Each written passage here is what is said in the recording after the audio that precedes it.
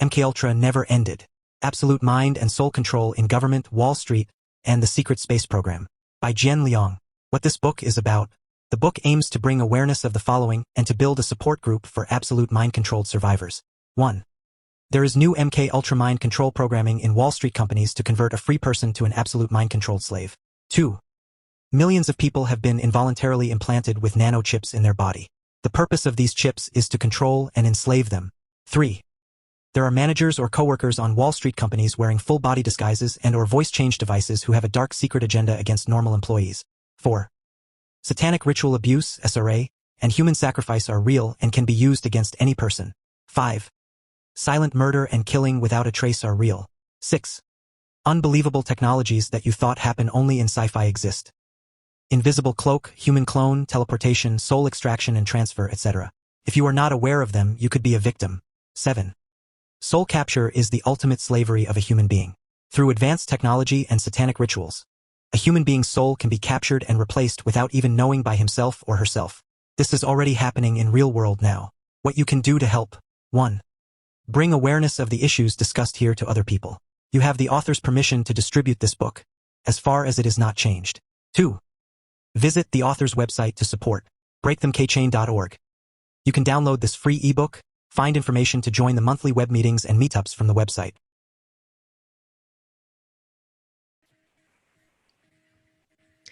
Hello, everyone, and good evening. This is Romola D from Romola D Reports. I'm here this evening with Jian Liang, who just released an extraordinary book detailing her experiences as a MKUltra sex slave, experiences with torture, targeting, covert implantation, and so on and so forth. These are very dark experiences that many people have not heard about, but some people have indeed heard about, and some people have read about, certainly. We're all familiar with the stories of Kathy O'Brien and Bryce Taylor from the 70s and the 80s and the 90s, talking about MKUltra mind control experiments and creation of alter operations, personality splitting, dissociative identity disorder, etc., and how people have been exploited in that way to become sex slaves and so forth. And apart from that, also, we've also heard about the use of neurotechnology to induce radio hypnosis in people and fragment them that way as well. So today we're going to be talking a little bit about all of the different things that Jian has written about. She's describing also being a MyLabs survivor, and I know there's much there to cover as well. But perhaps today we'll talk a little bit about the MKUltra side of things and also about some of the ways in which Jian has gone about to get solid physical evidence of things like implants, nanotech in her body, etc., and so forth. So welcome, Jian. Thanks so much for joining me this evening. Thank you, Ramona. It's my pleasure to be here and have my voice to be heard as a victim and also as a survivor. And I also would like to use this opportunity to tell the people that has the same experience, whether they know or unknown, that there is hope and we should never give up seeking freedom. So that's my message I would like to deliver today. That's absolutely fabulous. Thank you so much for coming forward, Jian. And I should also tell our viewers that Jian is a highly accomplished person. She is a mechanical engineer from China. She's also an IT professional, and I'm sure she can tell us more about different areas of her expertise over there. And she's been working for a long time in the financial services industry. So what she's reporting also is, the corruption in corporate America today, and in the financial services industry, and pretty much in the whole of corporate America, it sounds like. But, let's find out more. First of all, Jian, tell us what prompted you at this point in time to write your book and, publish it and pretty much, expose all of this at this point in time? The reason I would like to expose is that I, as a survivor, tried every way I can, trying to stop the crime on me and trying to get free.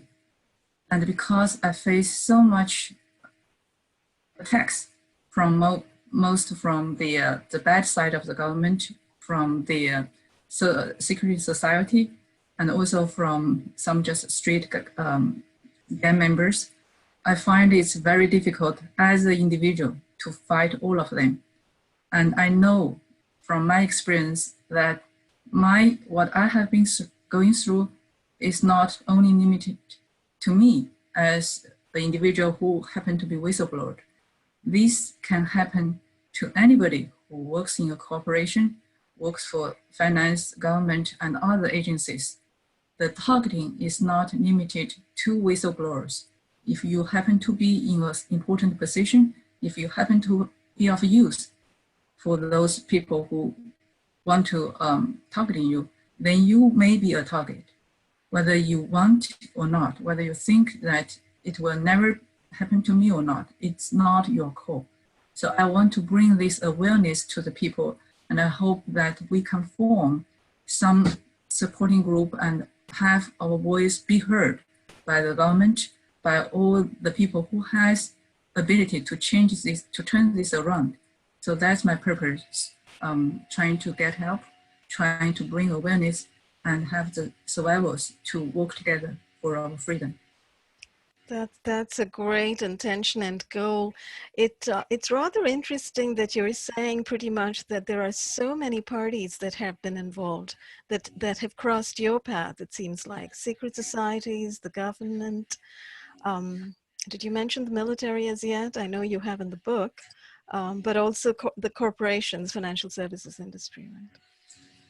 Yes, the financial industry is the area that I happen to be working on, and the reason I would like to bring it up is because there are a lot of people who are very intelligent and they are holding very important positions in the financial industry.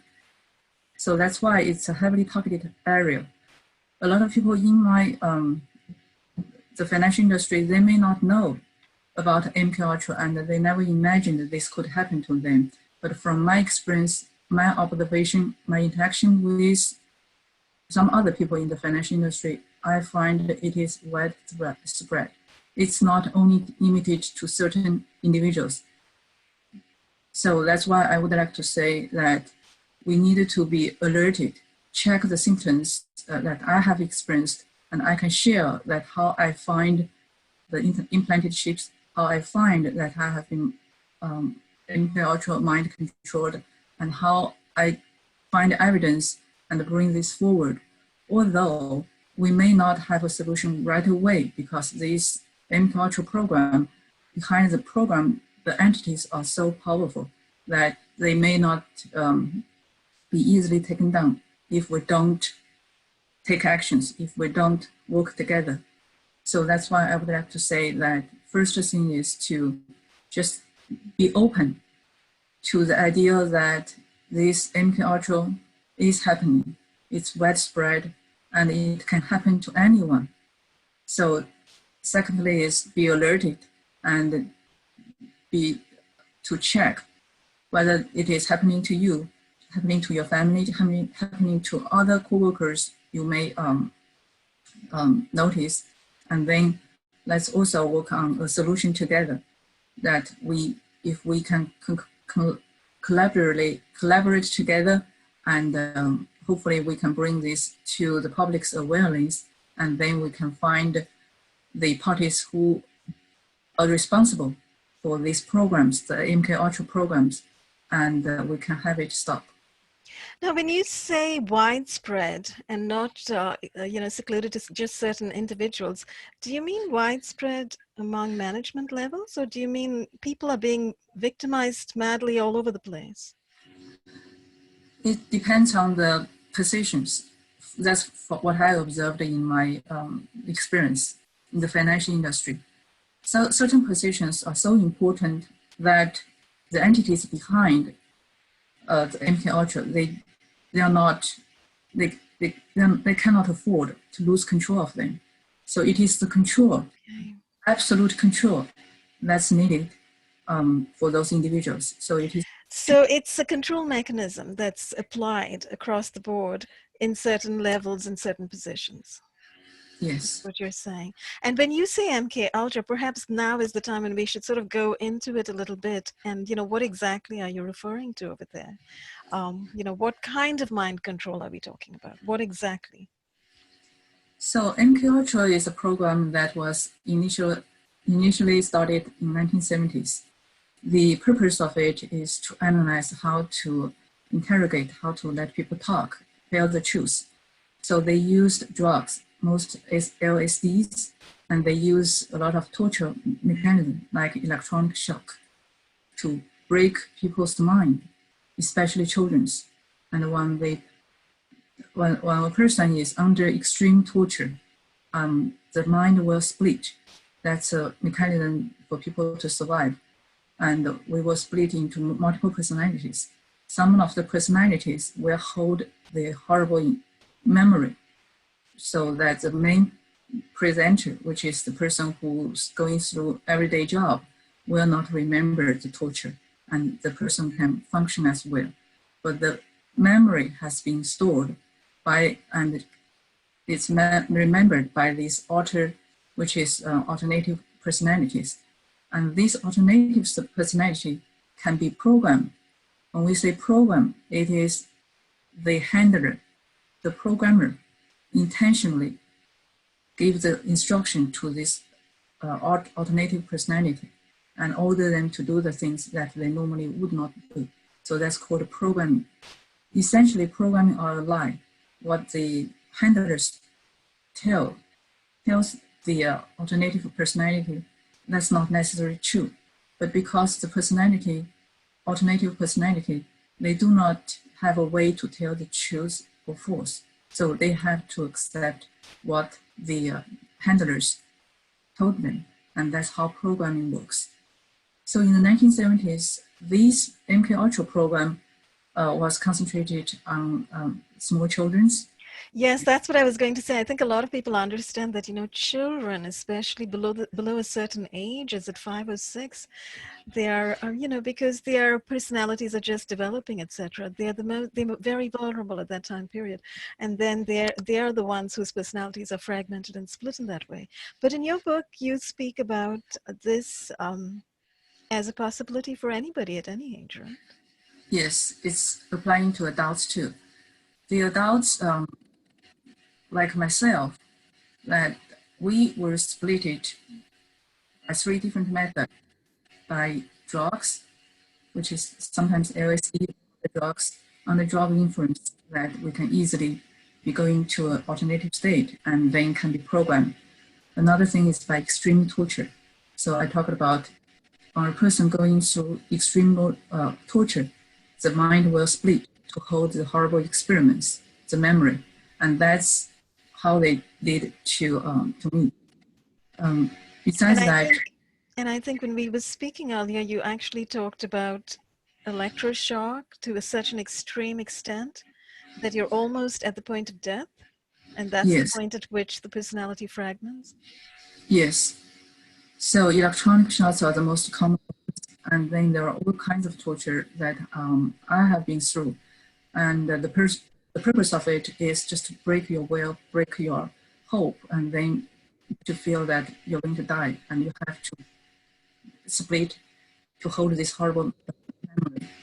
So that's the second method. The third You know, method, can I just stop you, Jian? Your audio is breaking up currently. I don't know what's going on. I'm going to try to see if I can just move up your audio at my end, which I will do. But just as you were speaking just now, it started to waver and become fragmented. But we can try. We can just keep going and see how it works. I'm sorry I interrupted you. So you were talking about, you know, just the modalities in which the personality is fragmented, the psyche is fragmented. yes. So through drug, through torture, and the third method is hypnotics. So normally we think that, okay, people will never do anything that will hurt themselves in hypnotics. That's not true.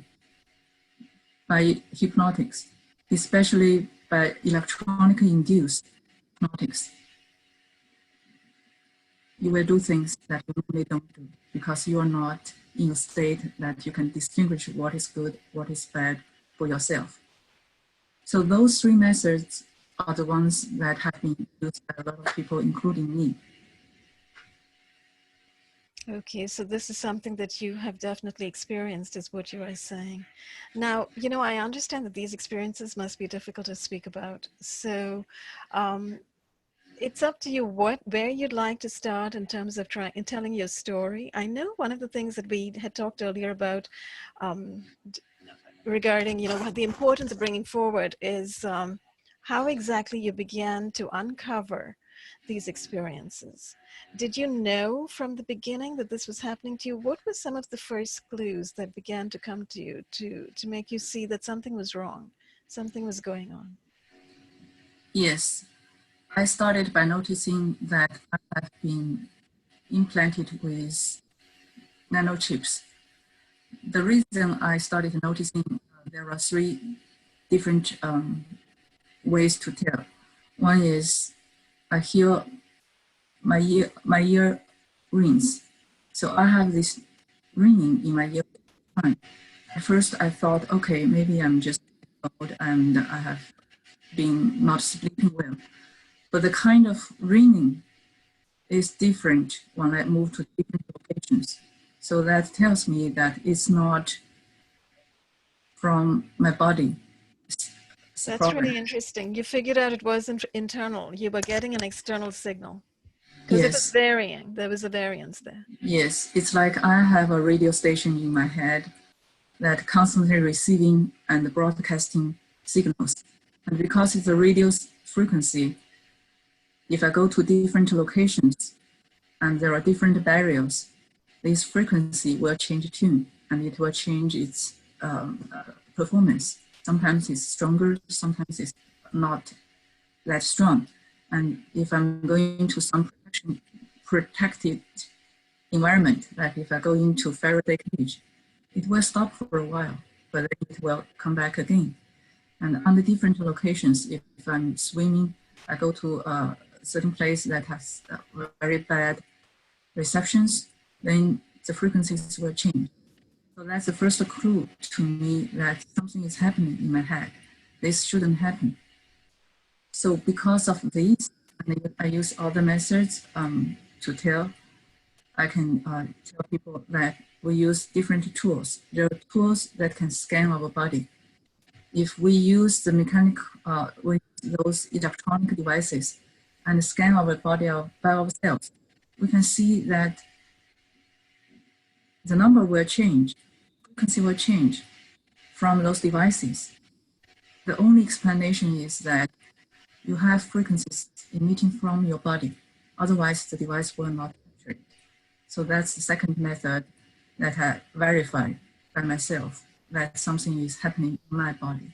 The third method is by using just doing the check my hair, for example. Because I'm those are sorry, not, I don't think we heard that very well. Again, the audio is being, you know, our audio is definitely being hacked. It's kind of breaking up. Could you just repeat the very last bit that you said, the third method that you were talking about? okay. The third method is to do a health check with the forensics lab. What I did is I suspected I have nanochips, and then I know those are made of metals because those are just chips. They are not organic. So if those are nanochips, what I did is I know that if I check my hair, blood, or urine, you will tell the difference that your body has heavy metals in your cell that exist as a normal threshold. So that's what I did is I sent my hair to a lab and had them to check what are the toxins I have. And the report is very clear that I have certain heavy metals that should not be there. And also it also discovered some drugs that I've never taken before. So drugs were found in your bloodstream and so forth, and bits of nanotech or definitely metals of some kind were found. and further forensic analysis was done, etc. And I'm not sure to what extent you can speak about what you have discovered there, so I'll leave it up to you, because Yes. you had mentioned certain non-disclosures, etc. So. Yes. So the three things I talked about are the things that we as individuals, we can do by ourselves, which will help us to at least give us a clue about what's Oh, going on. okay. So even this bit about sending samples off to a lab, that's okay to talk about because that was just done with some. Yes, the labs, yes, I think that the labs are okay. The reason I would like to bring up the self-check versus using professional to check is that self-check, everyone can do it. The professionals, when we ask for professionals to do the scanning for us, to analyze our scanning result, to take off, to remove our chips, and also have the chips analyzed, those are the areas that not everyone may be able to do. And I happen to be able to do all of this. And I can tell from my experience what happened. The first thing I did is to have a professional, it's a H scatter professional to scan the body using special SCADA equipment. professional, yeah, someone Yes. to determine if there is any kind of foreign bodies in your physiology, bloodstream, etc.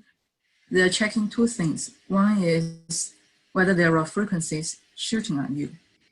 The second is they're checking whether you have frequencies emitting from your body. So that's a two-way check. So from that check, it's confirmed that I do have frequencies emitting from my body.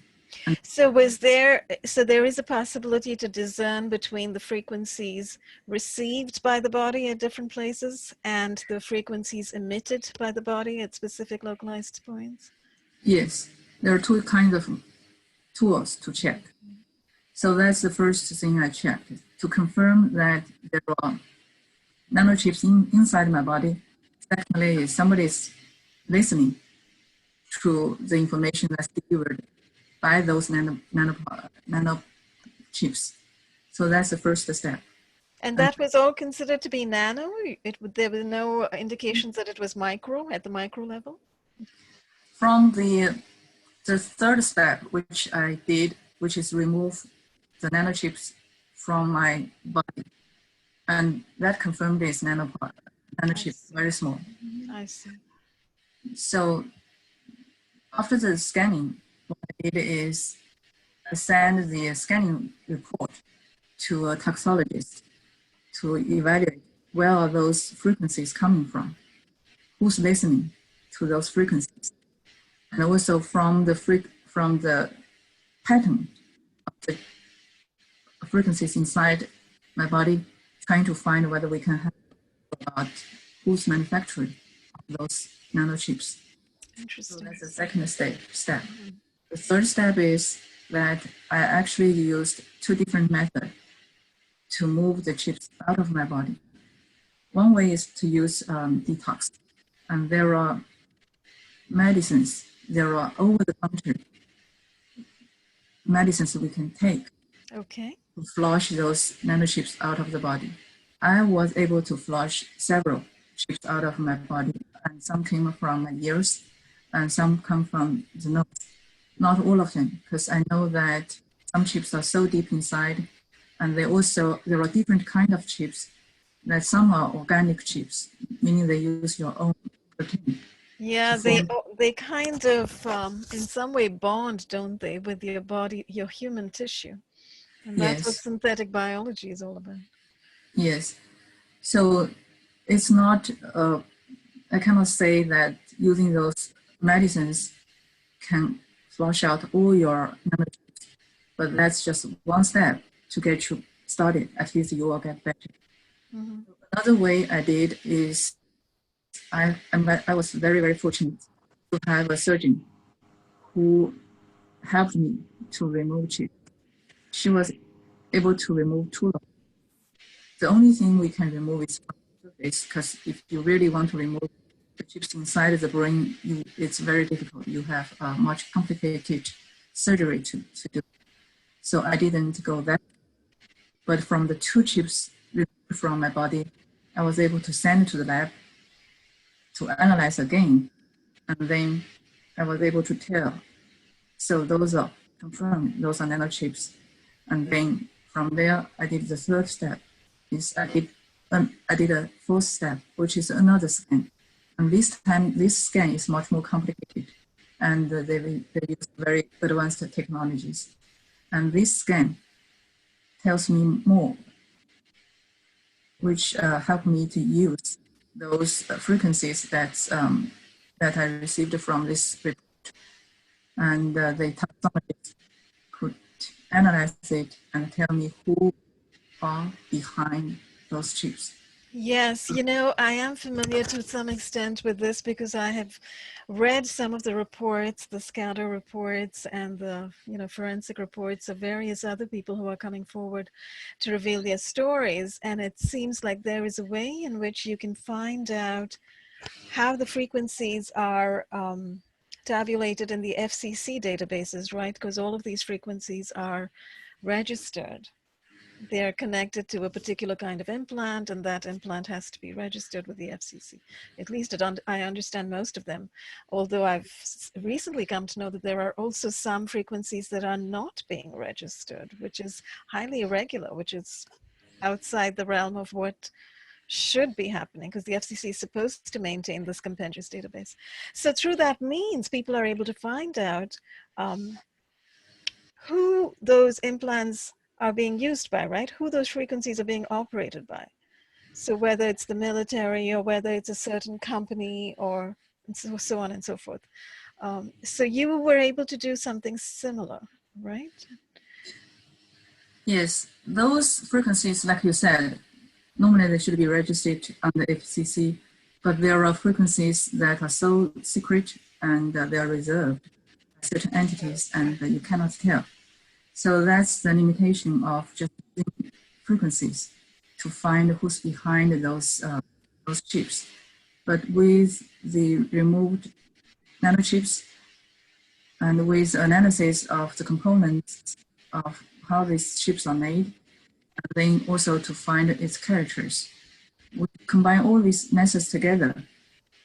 I was able to, with the help from professionals, to identify the real handlers behind the chips. So that's, I'd like to tell people that's doable. It can be accomplished, of course. Those, we have professionals, they are risking their safety to help us. And they are, but you know, what I'm thinking these days, what I'm thinking is that there are so many people coming forward with these stories of being implanted. So many, really. So many people are coming forward. So literally the time has come to blow this wide open. You know, there are professionals who are you know, sticking their necks out and doing a great job, and we are very grateful to them. But literally, we need more. We need more professionals. We need more radiologists. We need more toxicologists. We need more physicists to come forward and help. Medical physicists, really, right? And surgeons to come forward and help, because there appear to be thousands of people who are being covertly implanted in this way. And as you said earlier, you know, they're being used by different entities, whether it's the intelligence agencies doing some kind of dark black ops research, or the military, or whether it's, as you say, somebody in financial services or the secret societies. And, you know, that's where we really get into those really dark areas that you have written about, the secret societies, the Illuminati, people engaging in things like rituals, right, and so forth, and using normal everyday human beings for that, just sort of plucking people off the streets apparently and implanting them and taking control of their lives and destroying their lives. So because this is so widespread, we really are at a point, I think, where we need medical professionals of every kind to step forward. So with that in mind, it's great that your story is being put out there, you know, so other people can hear it. And professionals can also hear this and see that there is a space for them to step forward and help. Because we're speaking about suffering humanity here. Yes. So for the nanochip, we definitely need more professionals to come forward to help because that's widespread, as you already knew. For the MK Ultra mind control, that's another professional, and that's probably much easier for us to find professionals because MK Ultra and the Satanic Ritual Abuse, those are the topics that has been there for quite long. A lot of psychologists, psychiatrists, they knew it, and they have been working with mind-controlled victims or satanic ritual abuse victims for a long time. So that's an area that we probably can get most help with if we are aware that has been happening to us. So the next thing I would like to emphasize is to bring awareness to the people that about mind control, especially the absolute mind control by splitting people's mind and then create multiple personalities and control the multiple personalities using human programming. Yeah, can I talk about that link between the nanotech and the programming? What is the connection really? How did, you did all of these scans, you found out you had nanotech, you were able to remove some of it, etc., with, the help of a good surgeon, etc. But what had been happening to you with this nanotech that made it imperative for you to embark on this process of discovery and removal? The main issue to me back then is sexual abuse, is constantly being raped without knowing why.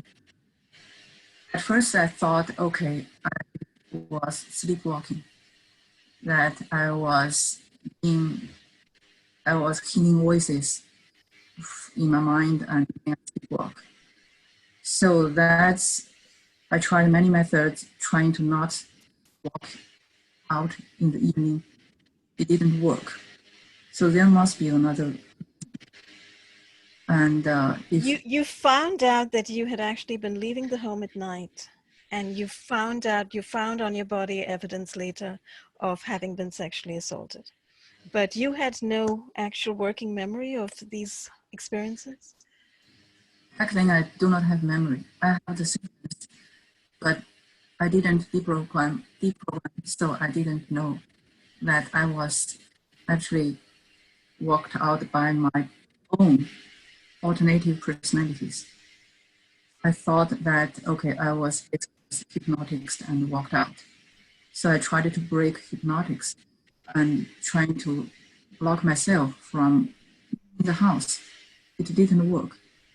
What happened is, Yes, you've written about actually taping your leg to a chair or a table when you were at home to yes, prevent yourself from walking out, but that didn't work.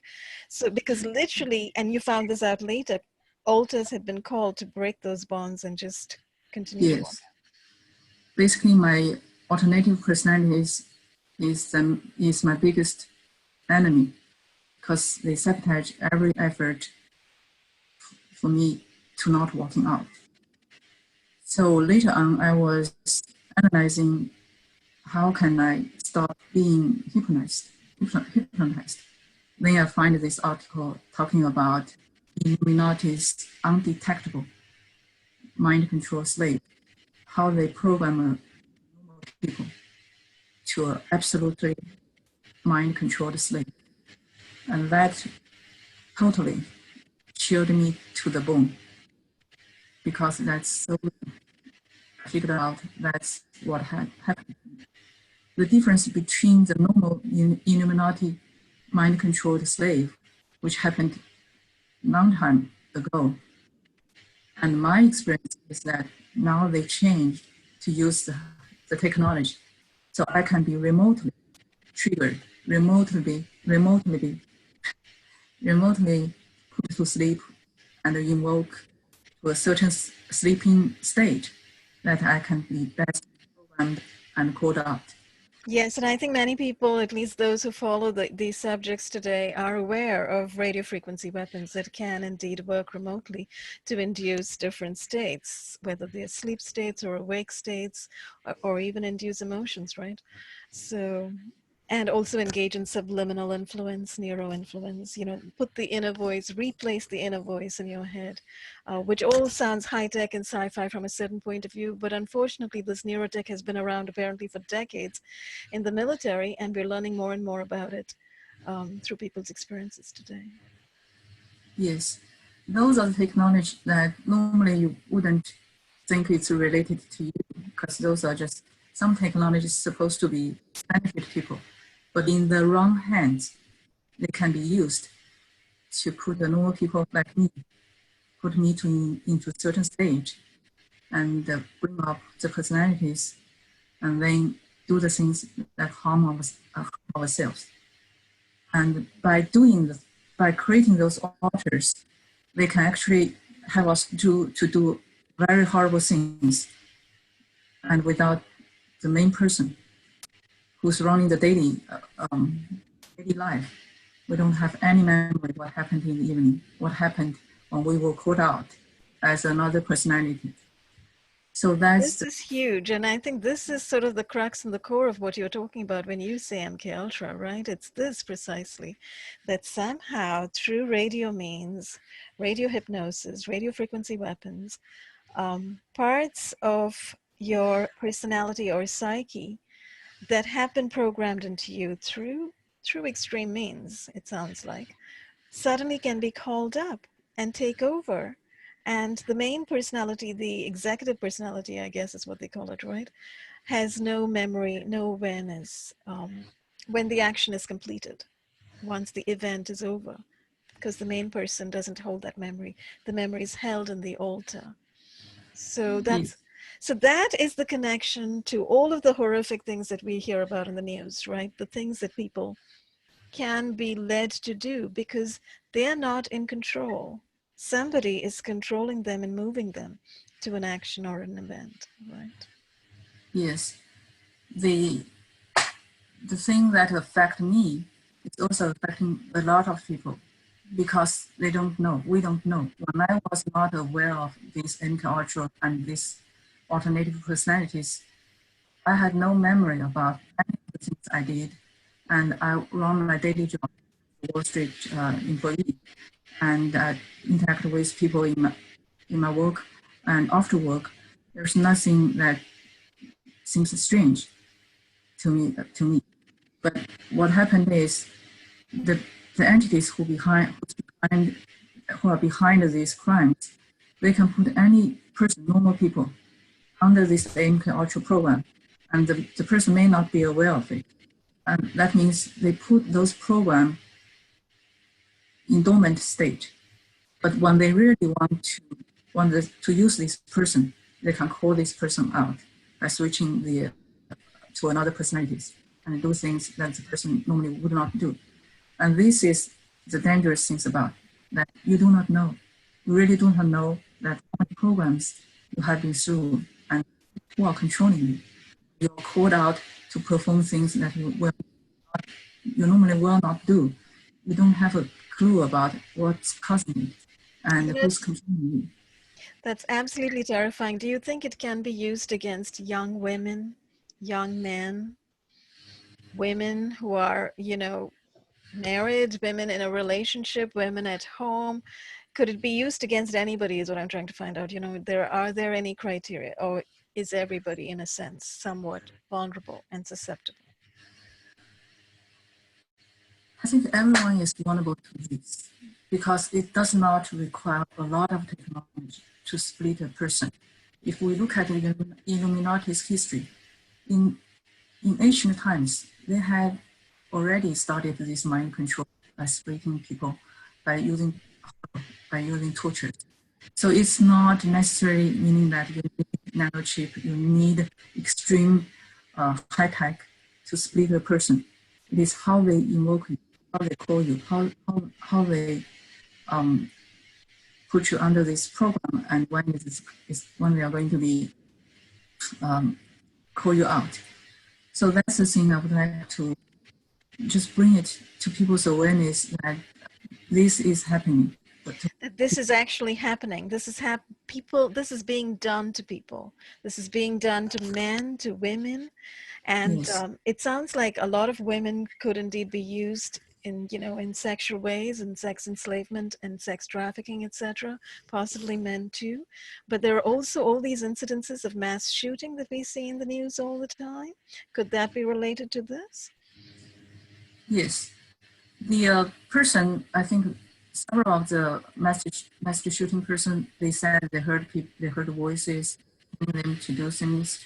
And I can only say from my own experience, when I'm in my alternative state, like I have no sense, no moral stand, because everything I know is a very limited word. What I was told are all programmers' instructions. So there's no way for me under those circumstances to know what is right, what is wrong, what can be done, what shouldn't. And there's also no limitation about what a person can be programmed to do. A lot of the bad things like the prostitution, like the assassinating and also hurting people, killing people, it's not necessarily that the alternative personality, they know what they are just like robots. Basically, the MK program is to turn more people to a total robot. And those robots are controlled by the programmers, by the handlers. And that's the very dangerous part. That's brilliantly put. This is exactly what I have read about. Other people have heard about this as well. And you explain it extremely well, that basically people are being robotized, that when they're split up in this fashion and certain altars are created, those altars can be extremely dangerous altars. They can be robotic altars with no morality, no ethics, no sense of right and wrong, no conscientiousness or consciousness. They are simply slaves in the hands of the handlers or the programmers. You call them programmers, right? So each altar is being programmed to do certain things, or act in certain ways, or say certain things, or whatever. So, and that could explain this whole panorama that we are seeing. Mass shootings, extreme, suicides out of nowhere, families, infanticide, suddenly fathers and mothers killing their kids, children killing each other, all sorts of crazy things that you see in the news. And, the false flag events, the mass shootings, etc. All of a sudden we hear about some person who out of the blue takes a gun and goes into a school and shoots 10 people or whatever. So you are saying this kind of thing can absolutely happen, that it is actually happening. So what we are seeing today is evidence that this kind of extreme MK Ultra programming, robotic programming, is absolutely going on today. Yes. And it's not only happening to do the like normal crimes like you talked about the shooting. Another way to do is to control the person to do things that fit their agenda, the entity's agenda, like in the high finance industry. Because a lot of the so-called elite, they are the money managers, fund managers, they control the investment banks. They are trading stocks, they are handling people's money. They have the ability to change the stock performance by doing the trading. So those are the people that, at least in the financial industry, that are heavily targeted. They may not know, but that's wow, real. that's really interesting. Yes, because by controlling those people, those fund managers, those financial industry staff, they do not know that they are controlled. So when they perform certain trading, when they are doing certain investment, they do not really know it's based on their best judgment of their analysis, or they were told to do so. The string that's pulling them are the entities. So that's the real danger I would like to bring up, that the mind control is not only limited to the mass shooting, to the prostituting, it's used in every aspect, in financial industry, in government, and in military. So many aspects. So it could be used on politicians, it could be used on congressmen and women, senators and representatives to make them think in certain ways or do certain things, lean in certain directions, accept certain people, turn away other people, move towards different activities in the world. It could be used to shape foreign policy by shaping the thinking of people, etc., by hypnotizing them in certain ways. Similarly, in the military, it could force people to do whatever, in the military as well. And as we know, there are military suicides, and of course I'm coming back to the dark things, suicides, etc. So even that could be an induced state, all of those Gulf War veterans who came back with PTSD, etc., and many of them committed suicide. Could that have been induced? Could the depression have been induced? So these are definitely questions that take on a particular significance over here when we understand the widespread use of this neurotechnology. And the fact that what you are pointing to is that somebody behind is wielding the neurotech. It's those secret societies or the elite or whoever, the quote unquote elite, who are managing and controlling people in this fashion. Yes. So what I would like next is, I would have to say, mind control is not unbreakable. What I have been through, I visit psychologists, and I had met a very good deprogrammer who helped me to find a method to deprogram. So there are hope. There are definitely ways to deprogram out of it. Can I ask, of course, about your experience of this deprogramming?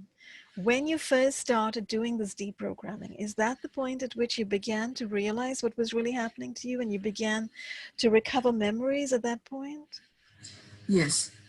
What deprogramming does, the first is bring up the memory that has been suppressed. And when the memory came out, it's horrific. Let's just say the first time I just realized I have alters, and alters came out to tell their story, how they were tortured, how they were told, what they did. That was horrible, beyond horrible. But that's the first step for healing. So because you have to know that, okay, this happened, and then you will know, okay, what should I do to let it not happen again? So that's why I want to just encourage people that if you suspect you have been programmed, or if you are not sure but you would like to check, talk to some psychologists to check the symptoms. There are ways to tell whether you have been programmed or suppressed memory by the professionals. And then once you confirmed, then really the only way out is just to face it and work on it, and you will be free. So there are many methods to deprogram, and it depends on the person's choice. Sometimes we have religious background, and that helps a lot. That's why I emphasize by praying. Praying is really makes wonders. By working with a very qualified psychologist, that will help. Somebody who's trained in deprogramming, perhaps? Somebody is trained, yes. And also, we should have an open mind about, okay, this really is something that's not false memory. You just put this aside. Even the memories, like they can project false memory on you, but many memories, if you really look at your life experience, you can link them together. Like I mentioned, several memories, when they torture me and I recover the memory, I can link the things happening in the memory and the real life. If I have, say, I have been hit hardly, then I do have symptoms. So that can tell. So those things, little by little, we will recover most of the memory. And just there's one important thing: programming is lie. Everything they they told your alters, those are all lies. Because in reality, you will not hurt yourself. You will not do those horrible things. It is because they lied to us. And because the alternative personalities, they have no way to tell what is truth, what's not. So the deprogramming is to bring the truth out, to let the conscience, to show to your alters that this is the real world. What you have been told were lies. So that will break the memory. That will break the program. So there are hope. And many people, I know that especially those, I think those Satanic Ritual Abuse people, they will reach a point that memory will slowly come out, even without deprogramming. They will just remember things bit by bit, and they will know that something went wrong. And they will go ahead and seek professional help. And for the people who, I think that what we can do is really just to notice your body, notice what's strange, and just think about if you lost time. The most important is you lost time. What means is I do not remember what happened when I sleep. I just don't know what's happened. Just all blank. That's a sign that okay, even during the day, if I have been triggered, it's very difficult to trigger me because I'm kind of very strong will. But during the day, I can be triggered, and then I will do something. I will switch to another personality. Then the main personality will not remember what happened for 20 minutes, 30 minutes. You just do not know. Have no memory.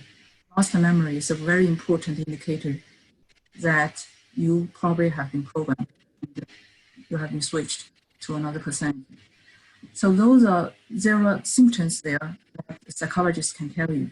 And during the sessions, you may undergo hypnotics or undergo other methods to help you recover memory. And that's the way to realize what really happened and seek help from that point on.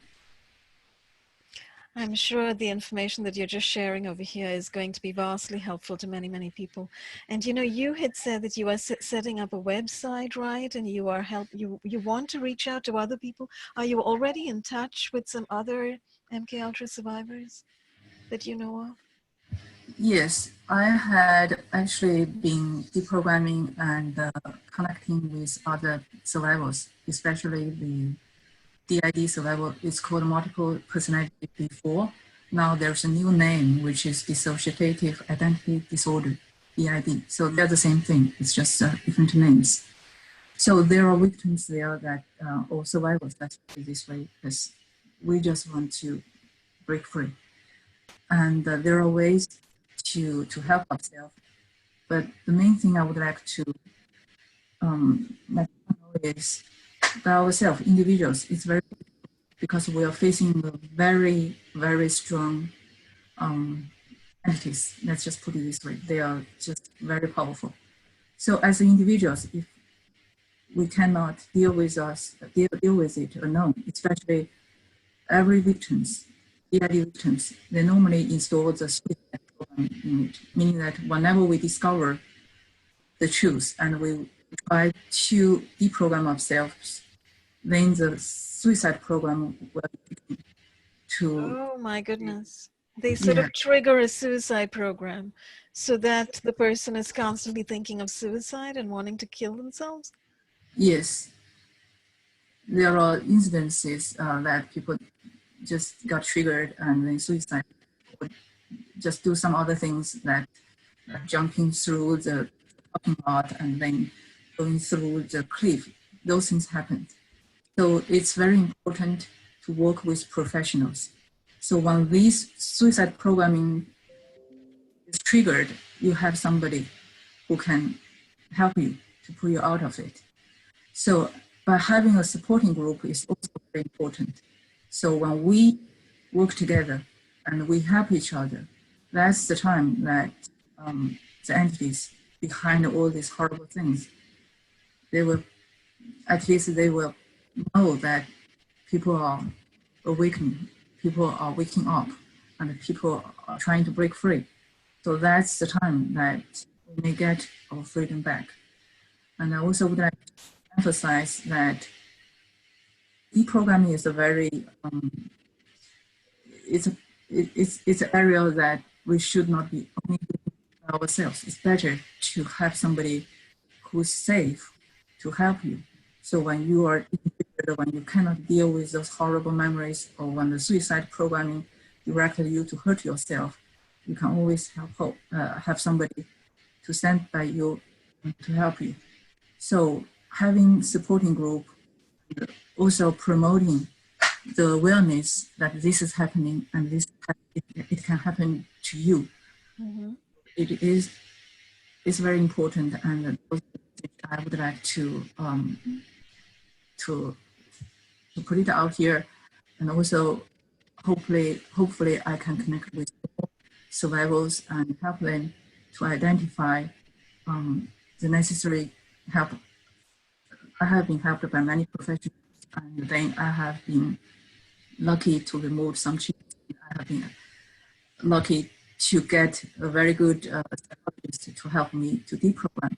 So I want to share those experiences, and just to help us to all work through the way to breaking. Absolutely. I think everything, as I said before, you know, this information in itself is going to be highly empowering to people, just to know that, yes, if this has happened to you, you know, there is hope that this can be completely defeated.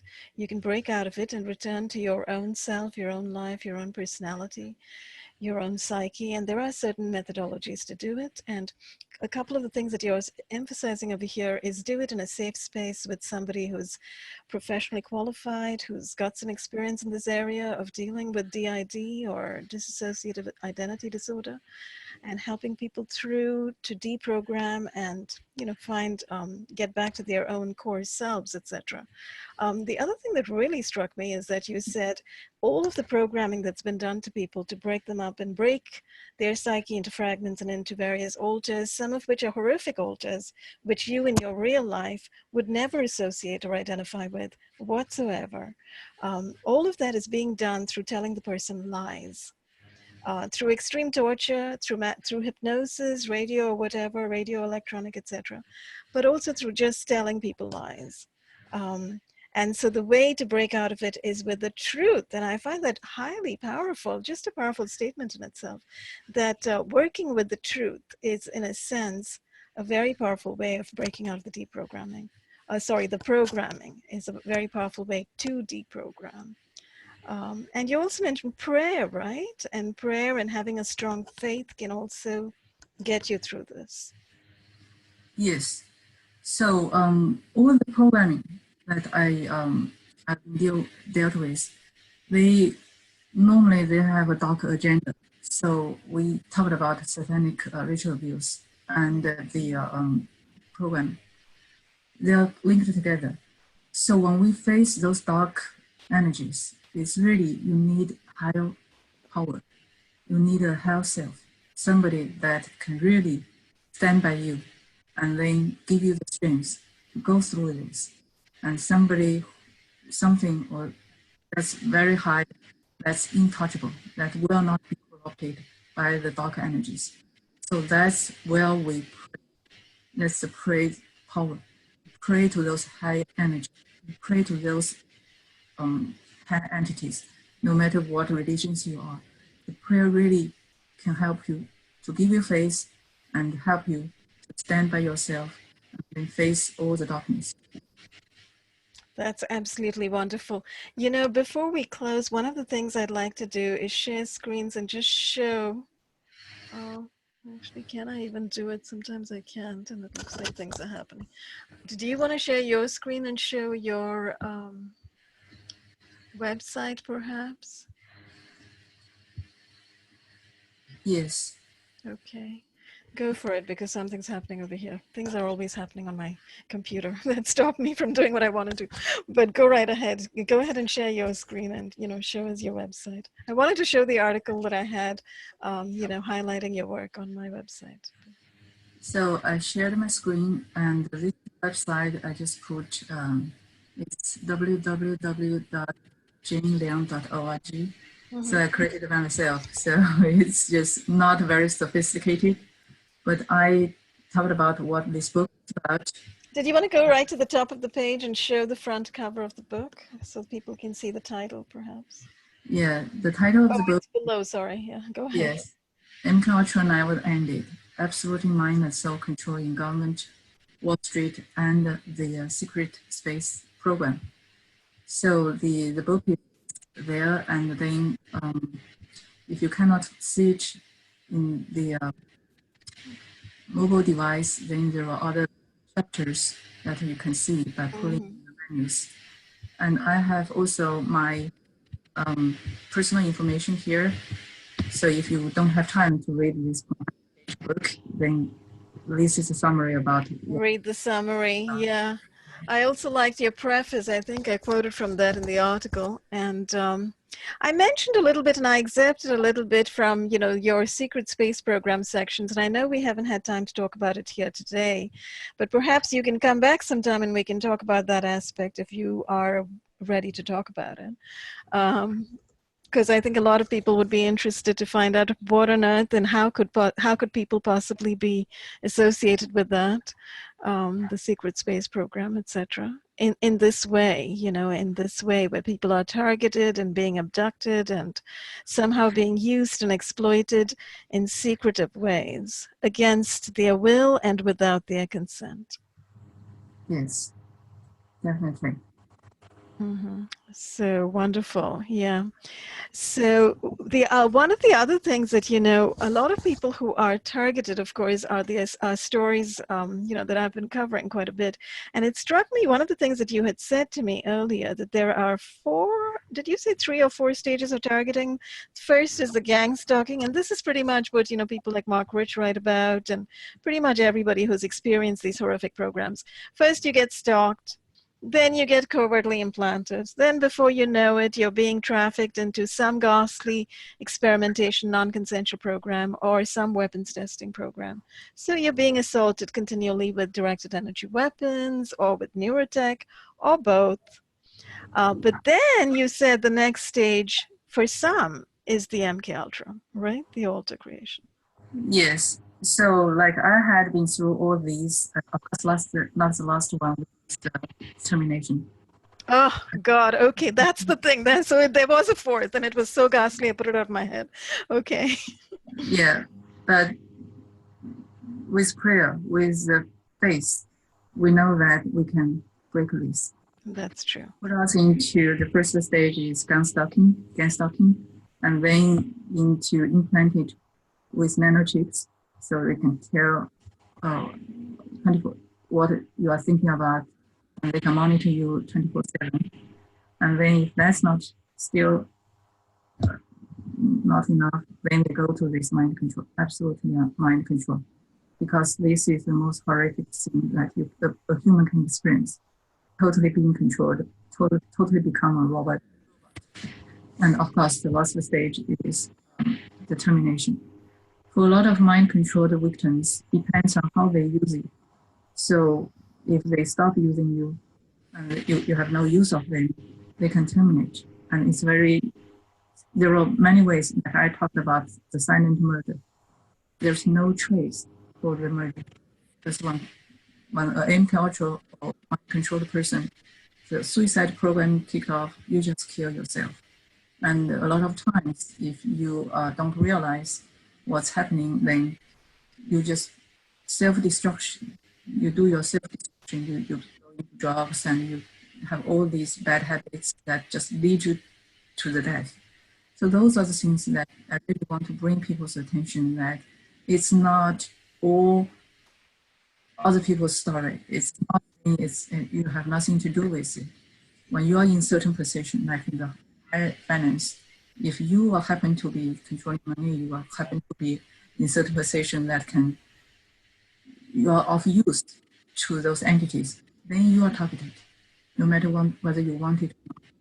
And I also listed several things that when they targeting you, they always put some people around you, pretending to be your friend, Oh, yes. I think we've all experienced Yeah. that. Yeah, and then they surround your environment with all those perpetrators.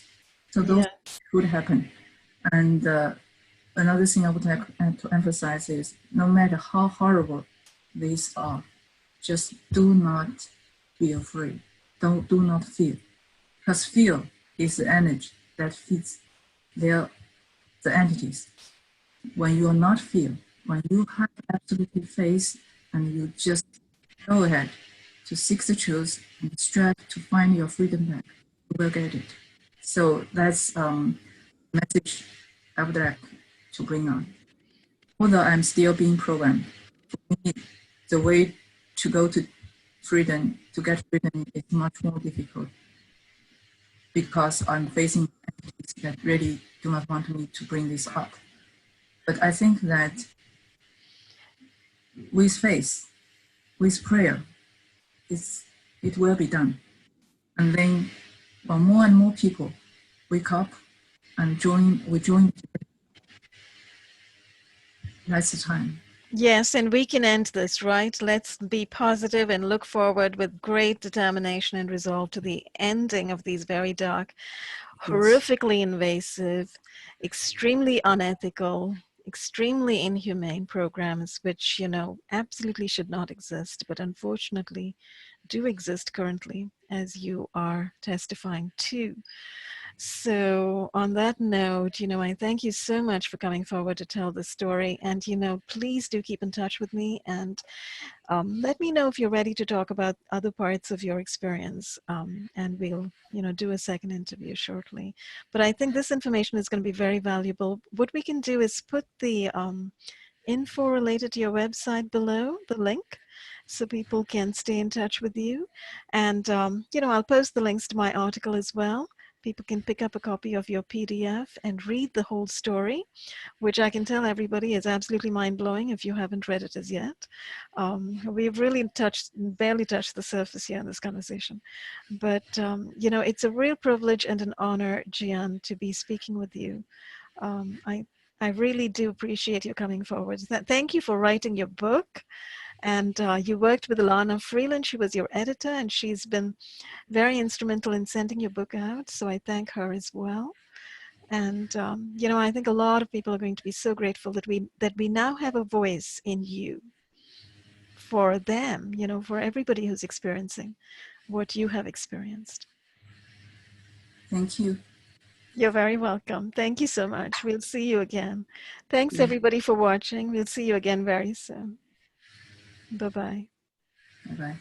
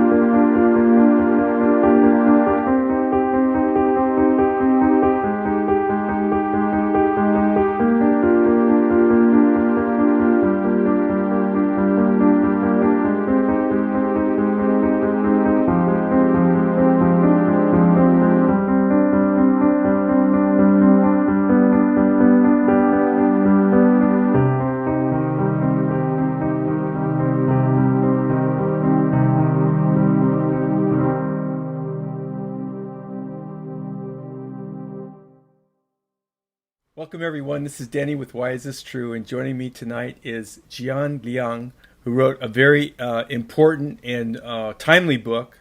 It's called, I have a copy of it here that I printed out. It's a PDF book available free on the internet, and you'll see the link to it down below. But it's entitled MK Ultra Never Ended, Absolute Mind and Soul Control in Government, Wall Street, and the Secret Space Program. And Jian also did an interview with Romola, and we'll have a link to that as well. And I would like that to serve as the background for you to hear about Jian's story And what we're going to talk about tonight to start off with is just her experience of trying to share this with other people, friends, family, work people that she works with, and perhaps professionals that she has encountered. And then we'll also talk about deprogramming, some of what she's learned about deprogramming. So thanks for joining me, Jian. I really appreciate it. Hello, everyone. So why don't you tell us a little bit about, after you started to realize what was happening to you and you tried to get help? Yeah, the first thing I noticed is that the mind control, normally people think it is only limited to those bloodlines, meaning that they are generational Satanic Ritual Abuse families and victims. And people don't think that a normal people coming from a normal family who has no relationship with any of the bloodline or any particular relationship with certain religions, certain organizations, those people would face the same mind control practice. So that was a shock to me too, because I came from China and I came here when I was already 25 years old. Had no experience with any of the Illuminati or any other secret societies. Have never heard about certain bloodlines, nor have I have any experience with military or CIA or any of these government entities that conduct those kind of mind control experiences. So when I first find out that I may be a victim of trauma-based mind control, I was just very surprised, and I'm not convinced. I thought, okay, let me just do some research to see whether I have all the symptoms that these mind control people have. But there's no such clear cut about what is a definite symptom a trauma-based mind control victim has, because we all look very normal, and we work in the day as a normal employee, and we are interacting with people perfectly. Nothing show anything strange, any mental illness. But slowly something will come out. Like I think some of the symptoms are you just lost memory. I don't remember what happened in the past an hour or sometimes several hours. That I have no memory what happened. And then the strange things happen to the body, because if it's certain abuse that you will notice, it's just undeniable. So those are the first two things that made me think really something is going on. And then when I look at the Illuminati's how to control the undetectable mind control slave, then that makes sense, because it is the block of memory, and it is through this torture, deliberate torture, that you generate this behavior. And I also noticed that even the memory has been blocked, the body still retains certain memory. So sometimes I feel very strange. I heard some voice or heard some words that my muscle will basically just give me a signal saying that, yeah, something happened. So those are the symptoms that it's not very usual, that you have to think, okay, why I have these kind of reactions. And I read other books that mention about other symptoms when you are a victim, like sometimes you listen to certain music again and again and again. That's probably one of the programs that you have been through. And sometimes you look at certain objects, like hourglasses and certain face, like I look at some face mask, I just feel very intense chilling feeling. So I have such kind of program that they used those objects as a prop to condition me. So those kind of signals told me that something happened, and you really needed to think about what's associated with those objects, those memories. So, and other books talked about, well, those are some old symptoms, like some people will get up in the middle of the night and pick up a phone call as if they have no control, but afterwards they don't remember. With the remote control that I have using the nanochips, I will not remember that I got up and walked out of the house. So they don't need those traditional phone call or let family member to tell you to do something. Everything is done through the chips, through most of the time is subliminal language. So that makes the symptom even more undetectable. So those are the things I noticed when I first find out that, I was being torture-based mind controlled. Mm-hmm. And so from the literature, did it give you any help in terms of going out amongst professionals, or like anybody within the medical community or the psychiatric community, or other people that are out there to help people like yourself who've discovered this happening? How did that go for you? Well, that's a good question. I was very lucky to have a very experienced psychologist. She had been dealing with this torture-based mind control for over 30 years. So she right away gave me the diagnostic as dissociative identity disorder, DID, which is the multiple personality disorder. But because she was very busy, and actually she was semi-retired, so I had to find some local psychologist, and that's the problem coming from. I encountered two types of psychologists. The first is they do not believe. Okay, so they don't think you have DID. They always think, okay, there are many kinds of dissociation, but not the mind controlled one. So they just ignore it and told me that no, you are delusional. That's their diagnostic. Another kind is that they may have some experience. They heard about PTSD, and they heard about the DID, but they may not know much about the deliberate torture-based mind control. So we can have dissociative symptoms because of the normal stress, or even like PTSD.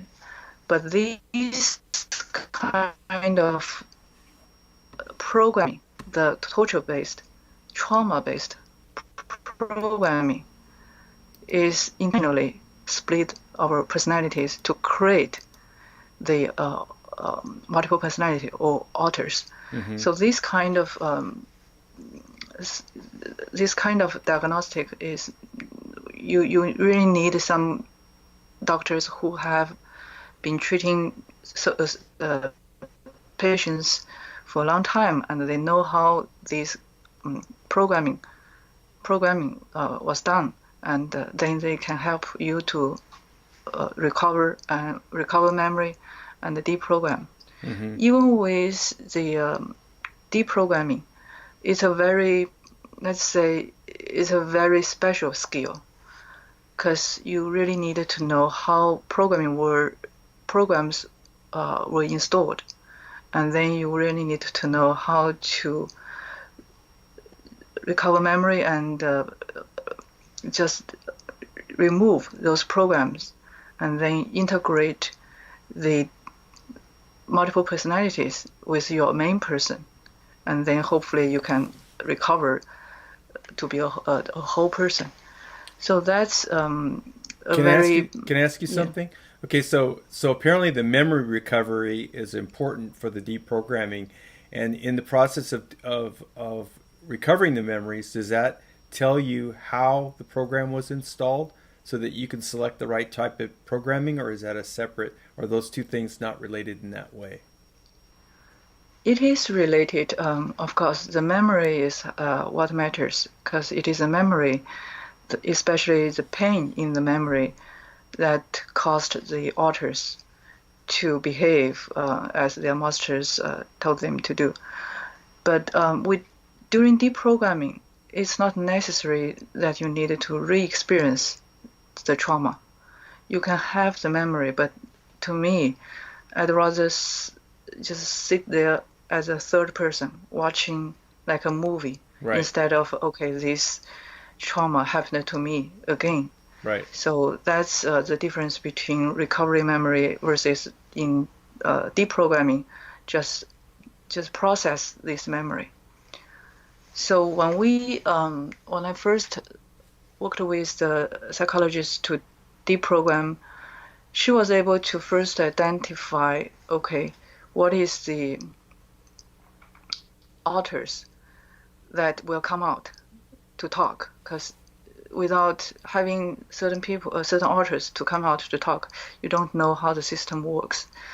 So it's not saying that he can or the doctors can just watch you and then immediately the doctor can tell, okay, what kind of systems are installed in you, and then they can work with it. They have to still using a lot of talking and then get to know the authors inside, and then let the authors tell her or tell him what the system look like. That's one way to do it, and I know that there are other survivors. They were able to use many other methods, and I think I read books about it too. And there are many ways, many creative ways to recover memory, and then integrate, create a environment that the authors can come out and interact with each other and help the main person to recover memory and to heal. So there's no one method that fits all. So everyone can choose which one is better for himself or herself. To me, is because I have these implanted chips, and I have been constantly accessed. When I say access, is I'm still surrounded by the handlers, perpetrators, and they physically abduct me almost daily. So that's a very tough situation for the authors, because even I recover the memory and hear one or two authors, those handlers will abduct me in the same night and torture these authors and then reprogram me. Mm-hmm. So that makes the healing process very, very difficult. But even with this, there are still many methods we can use to recover right after the torture happened, like right after I was abducted. If I use the deprogram method, I can remember what happened just 1 hour ago or 20 minutes ago. And then I can remember what was the program that was reprogrammed or installed newly. And then I can deal with it.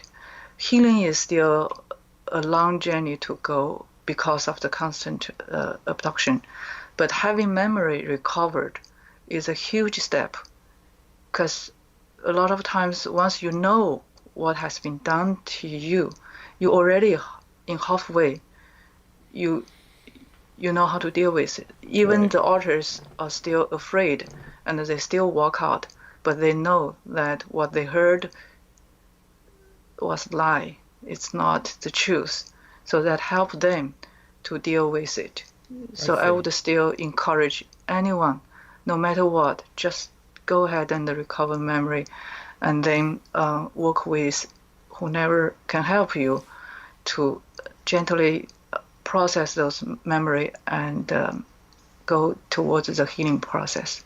And then one thing that I wanted to mention just for our viewers too is that you're still in the middle of all this, and a lot of times when whistleblowers or people with experiences like you are giving their testimony, they're doing it in kind of like looking back on an episode of their life. Not that anyone is entirely 100% free from something like this.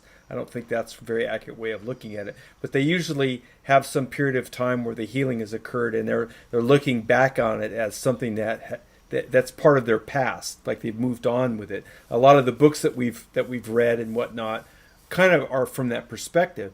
But in your case, I mean, this book right here that I talked about earlier, this documents events that happened just 2 months ago or a month ago.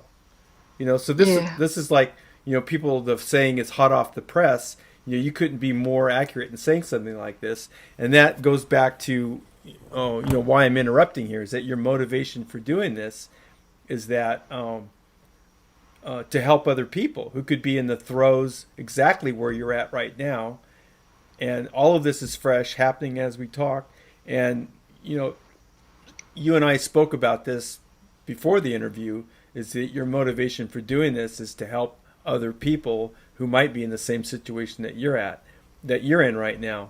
And so I think that's a legitimate thing to bring up, because a lot of people would be thinking, well, gosh, if I was in her shoes right now, I'd be concerned about getting a good night's sleep and not getting abducted, not going on to somebody's, YouTube channel and talking about this stuff while it's happening to me. So, I mean, I want to bring that up because this is kind of a special circumstance for you and for anybody who would be able to interview you. It's kind of a special thing. And the other thing I wanted to point out is that in your case, you've documented very well the technologies that are employed in your particular situation, because, and you pointed this out earlier where you said, they can use the nanochip, the modern technology, to create these types of controls and traumas and abductions all remotely. They don't need as much person-to-person contact to do the type of trauma-based mind control that they used to do in the old days. So like people from the 70s or the 60s when they were children, the stories that we typically heard was that they were taken when they were very young, the infants basically, and that's when the trauma, the dissociative, the trauma which creates the personality splits were implemented at that time. So you have a very different situation, and it's very well documented in this book. So I just want to bring this up because, because your situation's unique. I mean, in terms of it being so current and ongoing. So, and I would just encourage people to look at the interview that you did with Romola and also read the book, because there's a lot that's in there that we're not going to get into tonight. Yes, when we talk about this remote access, it's actually using chips, using nanochips that have been involuntarily implanted into my whole body as a means to inject voices and then use as a trigger to invoke the different personalities. So those are the difference between the current mind control invoking method versus the old 1970s or even older days that they use phone calls, use telephone to trigger the victim to walk out. About the situation being so current, I would like to say that my situation is unique just because I am aware of all this mind control, and I'm still experiencing it, and I talk about it. A lot of the people that I know are the victims. They didn't they don't know that they are mind controlled. They don't even know that they walk out in the evening, or they have been triggered by certain words and do certain things. So that's the difference. Is I am aware of this mind control right from almost very early stage, and a lot of other adults they don't know, unless, for example, many years passed and suddenly the memory broke, and the older memory came out, and then they started to question what happened, and then they started to research, and then they find many years ago this happened. But that's we would like to tell people that this kind of mind control is actually widespread. It's happening in a lot of people in the normal corporations, government, and probably military or other organizations, just like the Wall Street company that I worked for. And I know that my handler, that he handles many other co-workers, and I heard him talking about it, and I know some of them, some other co-workers. We were in the same assignment. We were doing the same kind of operations when we were in alternative state. And I know that other victims, just because of their position in the company, because of their unique abilities or unique, they are the assets that those programmer handlers are looking for. So they are mind controlled, but they just don't know. When I find out I was being mind controlled, and I know that some other people in my company, they were also mind controlled, I approached them, and I took my book and sent it to them, and they just reject. They don't even want to be close to me. And the reaction that I saw clearly showed that the programmers are actively controlling them when I talk to them. So they have a tendency to be away from me. And whenever I wanted to talk to them about this topic, even not mind control, just talk about implanted chips, that they will just be very defensive, and they just totally shut down. Mm-hmm. So that's the behavior I saw in several of other mind control victims. And this is not the only situation that I saw in my company. I know other victims, just because the handlers, that my handler, I have different handlers. They spread it from military, from my company, from my Boy Scout, from my church. So I saw other victims that they control, that they programmed, and they all experience, they all have the same reaction. When I try to approach them to talk, they will be very defensive, and sometimes they will even mad about me, and they will say, "How can you say those kind of horrible things to me? It seems like you are cursing me." So that kind of reaction I got, I feel sad, because that's why I came out and want to talk, is that people just don't know this is happening to mm-hmm. them. They don't believe that those kind of horrible things even exist, and even that it is really happened, just not only in their families, in the church, in the company, or in the normal organizations.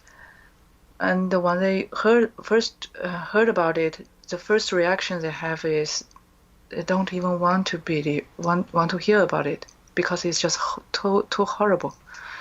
They cannot believe that certain human can do these kind of horrible things to to the victims. And remember, a lot of the victims, they are children. Mm-hmm. So when they first heard about it, people talking about it, they don't want to hear about it. And if they really needed to hear, or they read about it, they don't want to link to themselves because they think, okay, this is probably just the old MK Ultra program, certain CIA experiences only for targeted patients. That's far away, and that's not in this society. That's not in the normal people like them. So that create a barrier to convey this message to them, and that also create a barrier for them to do the necessary research and to find the truth about this trauma-based mind control, and be willing to examine whether they or their families or their other friends are indeed victims of this kind of mind control programming. So that's why I would like to encourage people just have open mind that even this is a very horrible situation, that they have to just be open to it and say that, okay, let's just take a look to see whether this indeed is happening, and if it happens to other victims like people like me, it is possible that it can happen to somebody that's in their family or in their social circles. Mm-hmm. So, and then they probably can identify certain victims, and then once you know you are a victim, and then you started to research, and that is the first step. You're right. Towards the final freedom. So the other thing that you did, you're quite aggressive about it. When you discovered that was something going on, you went out and you actually traveled and you found professionals who could do things like do an analysis of chips in the body with different types of equipment, and a lot of that's documented in your book. You know, you went beyond. You actually contacted authors in some cases and people who are had the facilities to actually investigate some of these things, like hair analysis. I don't know, maybe blood analysis. There was a rape kit stuff that you talked about in your book, and you went the extra mile to actually find out whether some of these things that you did are actually helpful or not. Yes, what I did first is to confirm that I have nanochips in my body, because without that, I could hardly believe this happened to me, because I live a perfectly normal life, just a very middle class employee, and go to work every day and have kids at home. It's not a normal thing for me to even think about that this nanochip could be ended in my body.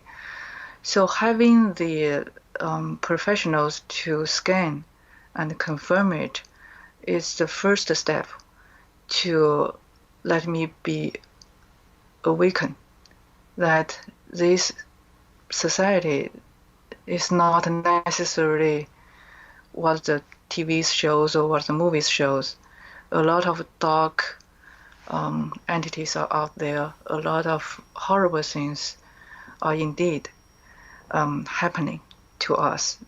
So without the normal alertness, we will just ignore it, and then we will probably don't even know that how we ended up, say, having cancer and being mentally really ill. And so having the professionals' testimony confirmation really helped me to know what's happening, and to really identify who are behind those chips. So basically, I know what programs I was put to, and then I know why they look people like me to be included in those programs. So that helped me to even identify who are the programmers, who are the handlers, because I know what they are looking for, and then if you look around, and then you will know that they will always be around you. They are always monitoring you. and they will not let you go. So that helps me to identify who are surrounding me to do these programmings and to harm me. But to a certain extent, I have to say that I did all these analyses and I did all these exams, and I have identified the handlers, programmers, but have justice is still a dream. Let's put it this way. So if your purpose as a victim is to use those evidence to go lawsuit or just to bring these people down, I would say that probably needs group effort, class action or something like that. Jian, is it true that from what you've learned, is that years ago this level of mind control, this the technology plus just the effort put forth to do this to someone was kind of in the realm of like the CIA, the MK Ultra, like we've been told, like we've learned about, but now this technology and these techniques and these handlers are actually being exported outside of governments, outside of intelligence agencies, going to corporate entities or crime syndicates or anyone who could actually just afford it. It's just a matter of money and manpower, and that this type of thing is being exported multinationally in different types of corporations, whether they be multinational or corporations. Usually they're associated with the defense contractor or intelligence agencies. There's a tie-in there. But isn't that true that it's now very widespread and being used outside of government control? Yeah, I would agree with that from 2 points. First is the kind of technology they need or the kind of tools they need to torture and programming people is not very difficult to get. To put somebody to a near-death experience, you only need certain things. It's like electronic shock. You use certain taser or other electronic guns, and then that will do it. At one point, the certain crime group members, they just put me on the bed and they use piano to make me suffocate. That's also a near-death experience. From that point on, you can split a person. A lot of the torture I went through, you don't need a lot of money. It's very simple. They just use water, use ice, use very cheap materials, and they do it in the household, in a neighborhood. And I experienced being tortured, being programmed by just some organized crime members. They don't have any sophisticated programming skills. They don't have many sophisticated tools. It's very easy to program people, to torture people. And even these normal organized crime members, they can do it. They create altars just for themselves, for their own fun. Mm-hmm. So this is a very sad experience for me to tell people that the mind control, once it was developed by, say, CIA or by other German Nazi members, now everyone can use it. And it is indeed being widely used by a lot of, let's say, certain groups. Mm-hmm. That's why I said it's so easy to be a victim, because it's so easy for the crime members. What about the equipment that interfaces with the nanochips? The nanochips, they use it when they invoke you. For example, when I sleep and they want to bring the sleeping state to a certain state, so they can use the voice to call me out. So even for that one, I think because they have certain technology that they mapped to their cell phones. So I know that the central computer who have all our informations, like our brainwave informations. Not only the government, the U.S. government. U.S. government is not the only member who have those kind of technologies. A lot of foreign countries, organized crime groups, and certain private entities, they all have this technology. It's not very super difficult to get. And this mind control, once people know how easy it is to control a person and the huge profit coming out of the mind control, they will just dive into it because of the huge the benefit, the profit. Yeah, because they have the slave trafficking, the sex trafficking, the pedophile networks. All of this mind control stuff dovetails nicely with all of these things in the drug trade. You can create mules that can't remember what they did, and the list goes on and on. Everything imaginable is out there and being used and flourishing. I would suspect. I mean, if you look at the alternative news, it seems pretty evident that it's either. I mean, it's always been there, but there's probably some good evidence for it also not only having been around for a long time, but growing, and it's also it's just demographics. You go into countries with large population centers, or large populations. By necessity, the percentages are going to be by result of the percentages, the numbers are going to be quite large. Yes, and besides like sex trafficking and drug, there's also a huge benefit for controlling the people in the corporations, right. Like Wall Street. Right. Just by think about that, they control a mutual fund investment manager. So all the inside trading, you just yeah, you can imagine how many money, how much you can make just by control one investment manager. So those are the things that's really happening, and people just don't know. Right.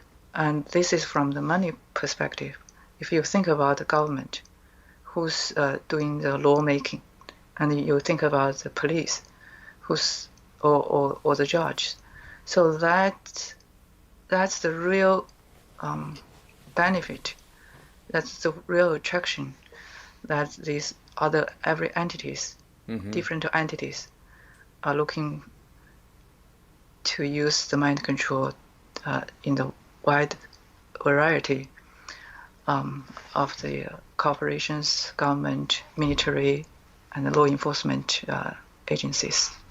The other thing I wanted to talk about, we're kind of jumping around here a little bit, but I think it's okay.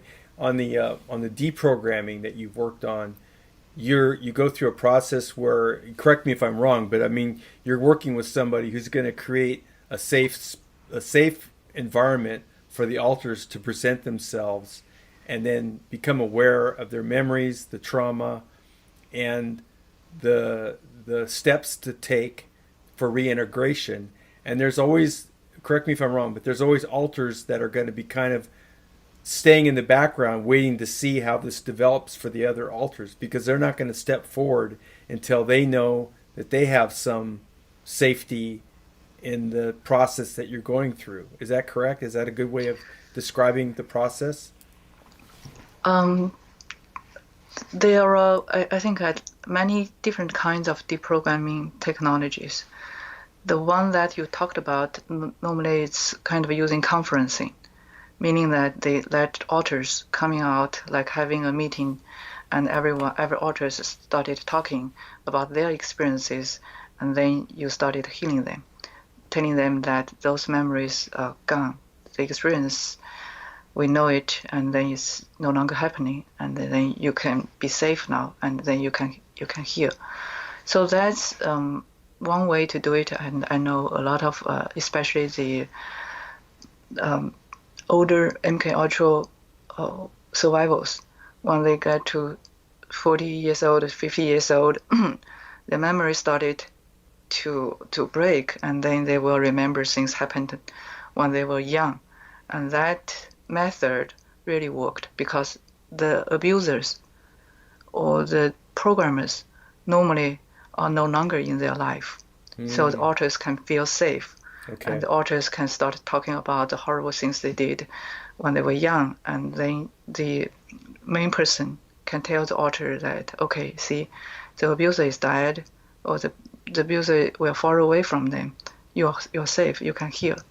So that's one way to do it. In my situation, and I think for a lot of, especially the military adoptees, we are monitored 24/7 for our whole life, because we are supposedly limited assets to those who never control us. So they will not let us be free. So you always have the handlers watching you, and they are accessing you. Using that method that we talked about, the conference method, it does not work very well for victims like us. For example, if my author came out and told me what she experienced the night before, and I told her, okay, yeah, just let's hear it, let's just put it aside and move on.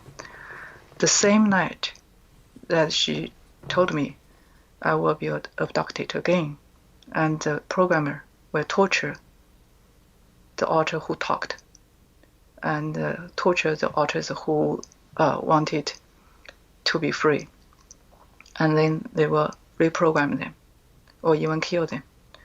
So the result is that the authors dare not to talk, or they only tell me the things the handlers wanted them to talk.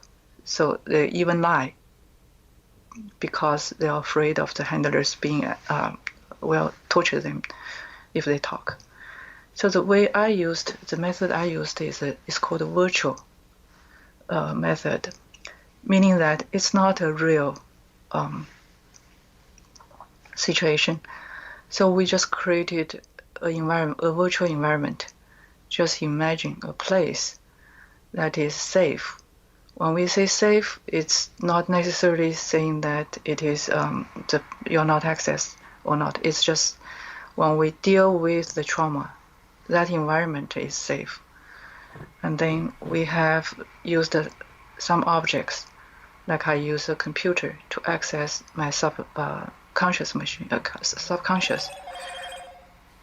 So that's basically put ourselves in a third person's. It's like I'm watching a movie. Mm-hmm. I'm not experiencing it, and I'm not talking. All the information that comes out are accessed through a third object, which is a computer. And all the information coming out is not by me talking or the authors talking, it's by the subconscious. Just display what's stored there, what memories that can be retrieved.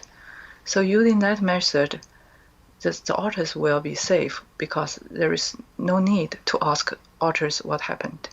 What's coming out is, okay, like I'm reading my memory book, and everything happened during those trauma, I can read it. And then I can tell the author who participated, and I will say, okay, see, those are the memories, and those happened in this time by this person, and you were told to do this, and then those are lies. So those are lies. So then we can let the authors at least know what is the truth, what is the reality, and what they experienced was in a certain situation that's not real, or that's not totally true. So that gives the authors the opportunity to know that whatever she was told is not necessarily the truth, and she does not need to follow that because those are lies. So those are the different methods that we can use depending on the type of programming you have been through, what kind of environment you are currently living in, and how much control you have for your safety. Mm-hmm. So, were you also subjected to drugs? Were drugs used on you as well? During the torture, yes, during the programming, they use the drugs, and a lot of the times they also use hypnotics. And those kind of alters created in those situations are many very non-human alters, and they were used to do very horrible tasks. So. Mm-hmm. So now, so you talked about, trying to get help from the professional community, your people in your workplace. What about friends and family? So far, nobody in my friends or family is willing to believe it. So it's very difficult for people to hear this story because it's a horrible story. Then people tend to just shut down. Right. They don't want to hear. Everyone wants to hear a joke, want to hear some good things. These are too horrible to even hear about it. So you're considered delusional by those people as well, and then so that just kind of forces you into a situation where you don't talk about it. I still talk about it but I have to talk in a way that not make them too defensive. And I think the information, this kind of situation, people will slowly realize it's happening and it's widely spread. I cannot emphasize enough. It is widely spread, and all kinds of society, the top CEOs, CIOs, military officers, or politicians, movie stars, to the normal, like normal employee, or even just the children.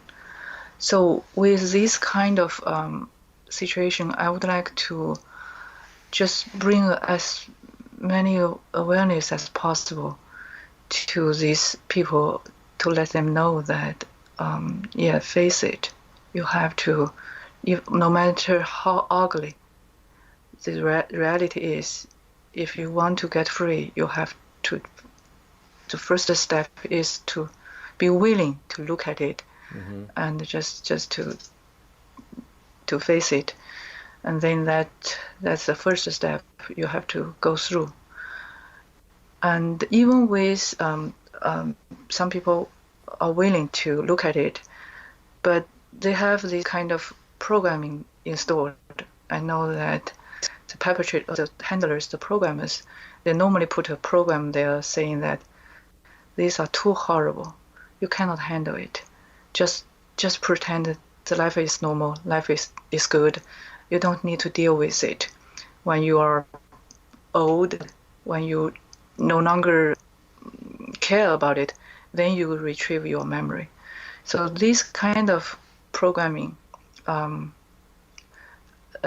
happens a lot to the young children, because the handlers don't want the children, small kids, to know what's going on. And then even even those kids, because of the parents or because the professionals told them what's happening, the kids may not be able to handle it.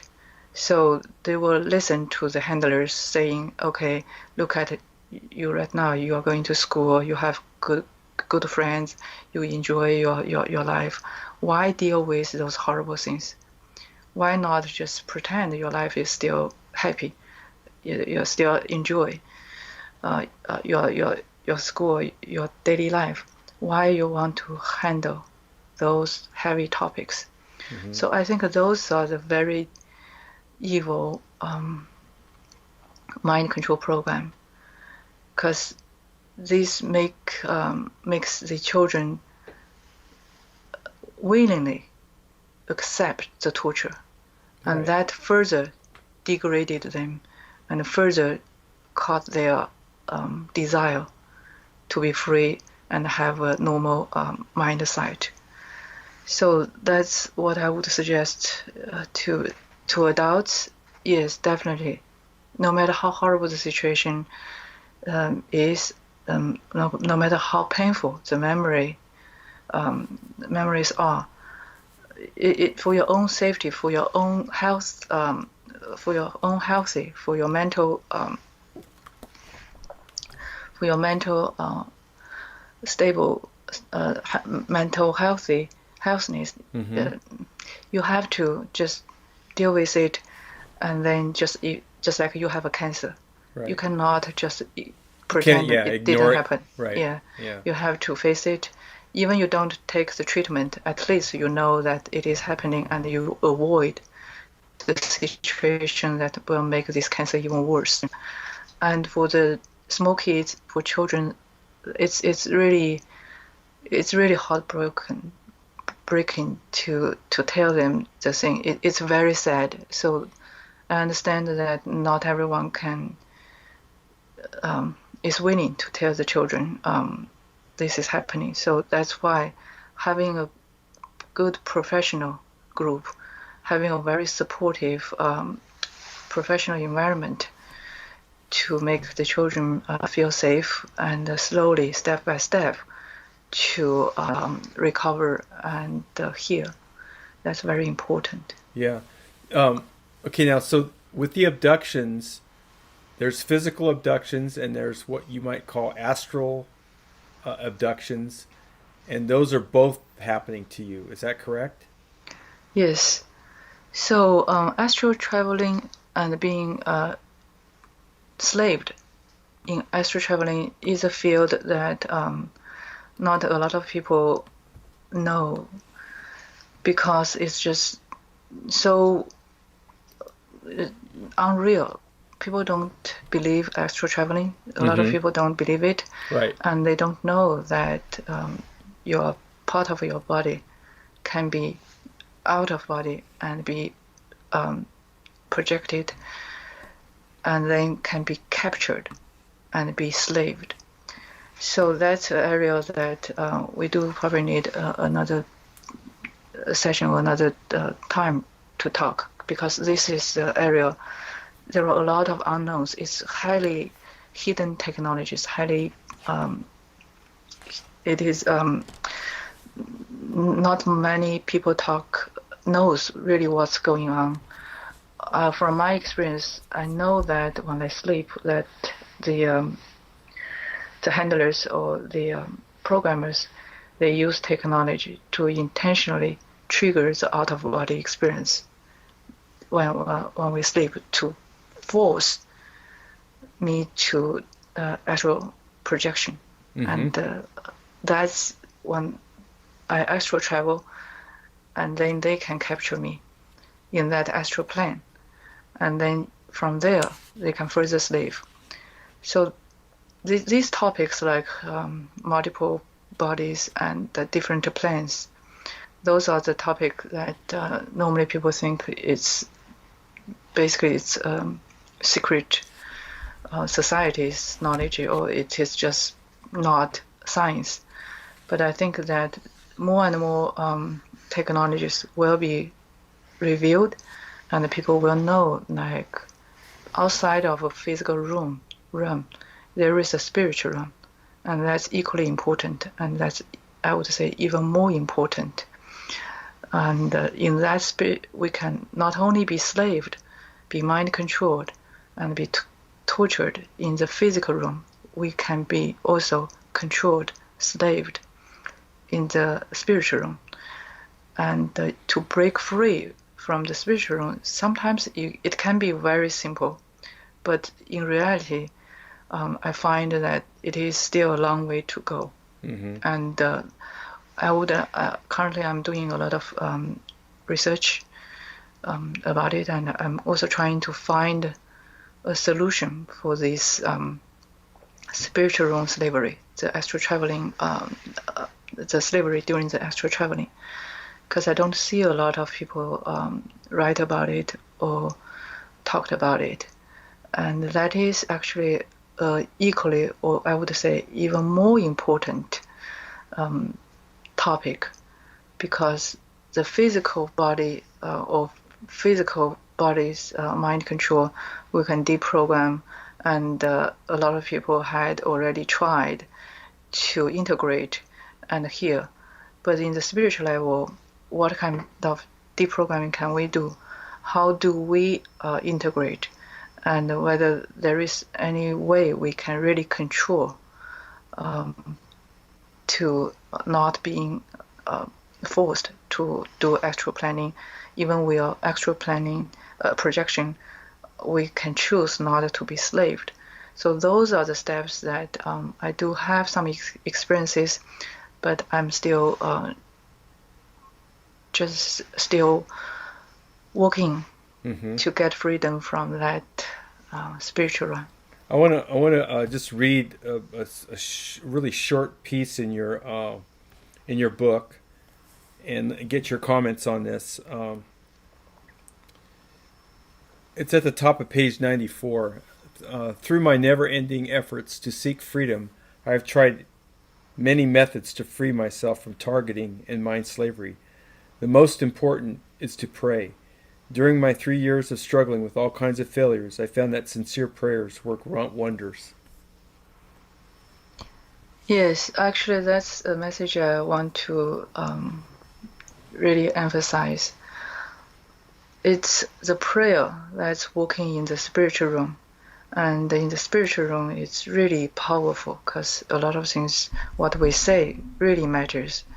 And it's our free will that's common, that should be commonly respected. So I would think that by doing prayer, we emphasize our free will, and we emphasize what we really want, and what we really don't allow people to do to us, and that's a powerful statement in the spiritual room. So it has its own authority by just praying.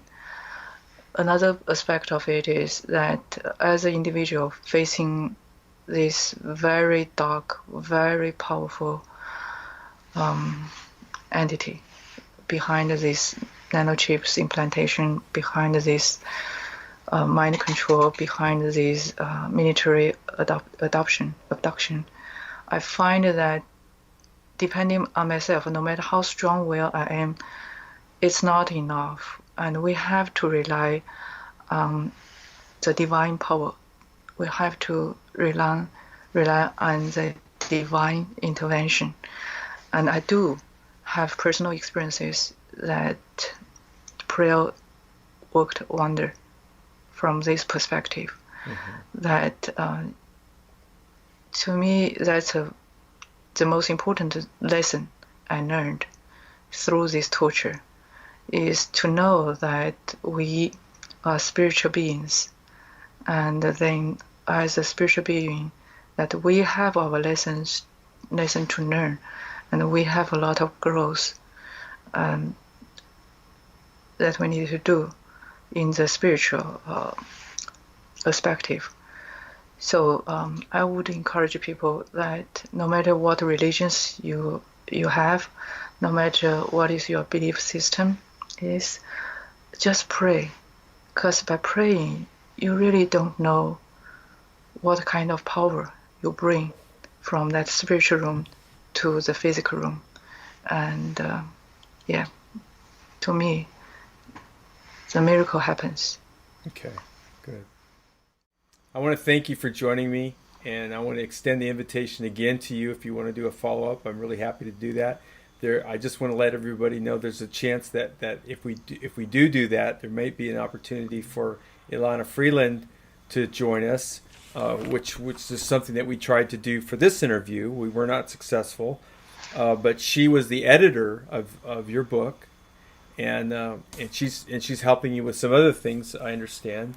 We don't need to get into all of that right now, but this book for me was very educational, and it helped me personally with some things that I'm working on, and with what a lot of people know that I do the Lightworker Healing Protocol, and this book actually helped to improve that prayer. A light working protocol is what we would call a high level prayer.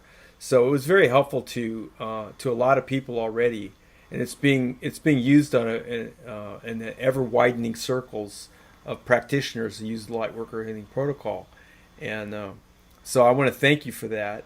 I mean, I don't know that was your intent, but a lot of things, a lot of good things can come out of someone's efforts like yours to share your story and to help other people who might be in your situation. So I just think you deserve a lot of credit for that, and I want to thank you. Thank you. Okay, all right. Well, thanks everybody, and maybe we'll be back, maybe we won't, but I hope this interview really helped to inform you and enlighten you about the MK Ultra that never ended. Thanks. Bye-bye. Thank you. Bye.